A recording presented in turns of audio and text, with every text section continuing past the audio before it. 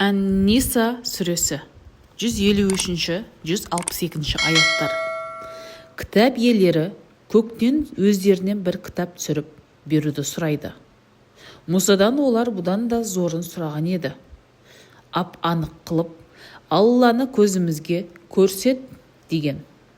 Осындай астамшылдықтары үшін аспаннан жай түсіп, оларды түгелдей жермен жексен қылған.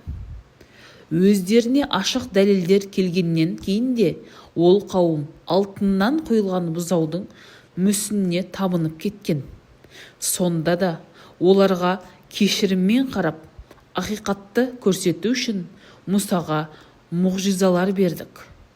Оларға уәде еткендей біз Тұр тауын төбелеріне көтердік те, қаланың қақпасынан кіргенде жаратқан иелеріңе сәжде жасап кіріңдер деп бұйырдық.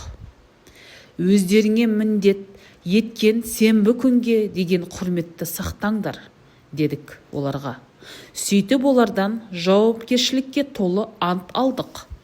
Сол берген анттарын бұзғандары үшін Құдайдың құдіретіне күпірлік келтіріп, Закария, Ахия секілді пайғамбарларды нақақтан-нақақ өлтіргендері үшін және жүрегіміз берік құлыпта деген сөздері және сол күпірліктері үшін Алла олардың жүректерін тас бекітіп тастады. Аз ғана бір бөлігі болмаса, негізінен олар Құдайға сенбейді. Құдайдың құдіретіне күпірлік келтіру арқылы Мариям анаға жазықсыз жала жабу арқылы кітап иелері күнәға батты. Алланың елшісі Мариям ұлы Исаны өлтірдік деп адасты олар. Бірақ оны ешкім өлтіргенде ағашқа кергенде жоқ. Олардың көздеріне тек солай көрінді.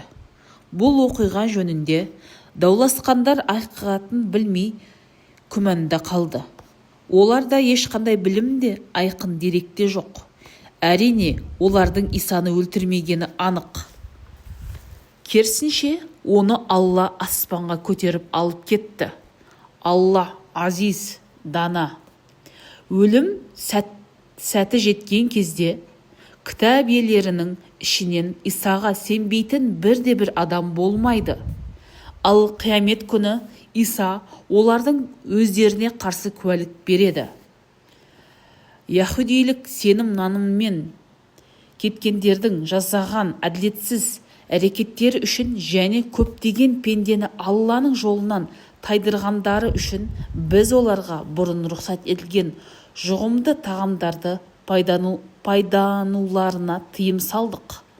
Оған қоса өсімқорлық кәсіппен айналысып, өзгелердің дүние мүліктерін аяусыз иемденгендері үшін де оларға азабы ауыр жаза даярладық. Олардың ішіндегі саған түсірілген ақиқатқа сенетін білімділері намаздарын толық оқиды, зекетін береді, Аллаға және ақырет күніне иман келтіреді. Ондайларды біз өлшеусіз көп сыйлықтармен жарылқаймыз.